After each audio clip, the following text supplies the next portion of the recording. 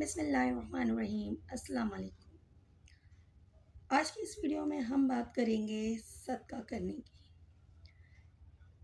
सही बुखारी और सही मुस्लिम में एक रिवायत है, रसूल अकरम सल्लल्लाहु अलैहि वसल्लम ने फरमाया, हर मुसलमान पर सदका लाजिम है।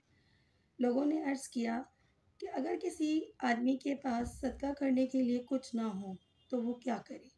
आप सल्लल्लाहु अलैहि वसल्लम ने फरमाया कि अपने दस्त व बाजू से मेहनत करे और कमाए, फिर उससे ख़ुद भी फ़ायदा उठाए और सदका भी करे। अर्ज़ किया गया, अगर वो ये ना कर सकता हो तो क्या करे। आप सल्लल्लाहु अलैहि वसल्लम ने फरमाया, किसी परेशान हाल मोहताज का कोई काम करके उसकी मदद ही कर दे, ये भी एक तरह का सदका है। अर्ज़ किया गया, अगर वो ये भी ना कर सके तो क्या करे। नबी पाक सल्लल्लाहु अलैहि वसल्लम ने फरमाया, तो अपनी ज़बान ही से लोगों को भलाई और नेकी के लिए कहे। लोगों ने अर्ज़ की कि अगर वो ये भी ना कर सके तो क्या करे। आप सल्लल्लाहु अलैहि वसल्लम ने फरमाया, कम अज़ कम शर से अपने आप को रोके, यानी इसका एहतमाम ना करे, किसी को तकलीफ़ ना दे, किसी के लिए परेशानी का बाइस ना बने। ये भी इसके लिए एक तरह का सदका है। अब अगर हम इस हदीस की थोड़ी सी तशरीह जान लें तो इससे हमें बहुत कुछ ज़्यादा बेहतर अंदाज में समझ आ जाएगी कि सदका क्या चीज़ होती है। जिन लोगों पर दौलत सरमाया ना होने की वजह से ज़कात फ़र्ज़ नहीं होती, उनको भी सदका करना चाहिए। यानी जिनके पास रुपया पैसा नहीं है, वो ज़कात नहीं दे सकते, लेकिन उनको चाहिए कि वो सदका ज़रूर दिया करें। अगर रुपया पैसा से हाथ बिल्कुल खाली हो तो मेहनत मजदूरी करके अपना पेट काट कर सदक़े की सआदत हासिल करनी चाहिए। अगर अपने ख़ास हालात की वजह से कोई उससे भी मजबूर हो तो किसी परेशान हाल की खिदमत ही कर दे।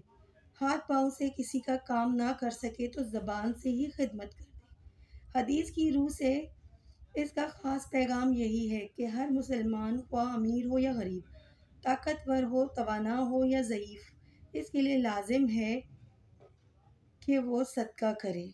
जिस किस्म की भी मदद अल्लाह की हाजतमंद बंदों की कर सके ज़रूर करे और इससे दरेग ना करे। सदक़े की बरक़ात के बारे में हम जानते हैं। हज़रत अबू हुरैरा से रिवायत है कि रसूल अकरम सल्लल्लाहु अलैहि वसल्लम ने फरमाया, हर बंदे को अल्लाह का पैगाम है कि आदम के फ़र्ज़ंद, तू मेरे ज़रूरतमंद बंदों पर अपनी कमाई खर्च कर, मैं अपने ख़जाने से तुझको देता रहूँगा। सही बुखारी और सही मुस्लिम। एक और रिवायत है, हज़रत अस्मा बिन्त अबी बकर फरमाती हैं कि रसूल अकरम सल्लल्लाहु अलैहि वसल्लम ने इनसे फरमाया, तुम अल्लाह के भरोसे पर इसकी राह में कुशादा दस्ती से खर्च करते रहो और गिनो मत, यानी इसकी फ़िक्र ना करो मेरे पास कितना है और इसमें कितना राह खुदा में दूँ।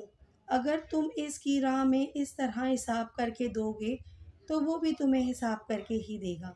अगर बेहिसाब दोगे तो वो भी तुम पर अपनी नेमतें बेहिसाब उंडेलेगा।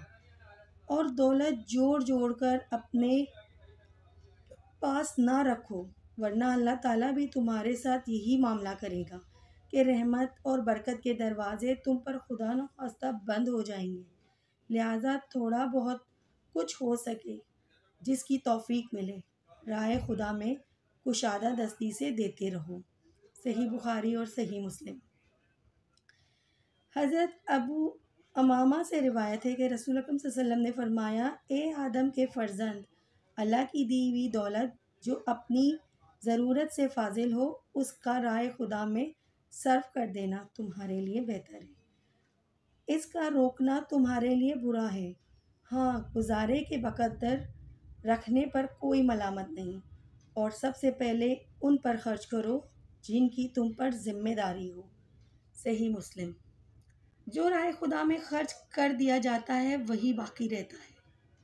हज़रत आयशा सिद्दीक़ा से रिवायत है कि एक बकरी ज़िबा की गई और उसका गोश्त अल्लाह के नाम पर तकसीम कर दिया गया। रसूल अकरम सल्लल्लाहु अलैहि वसल्लम तशरीफ़ लाए, आपने दरियाफ़्त फरमाया कि बकरी में से क्या बाकी रहा।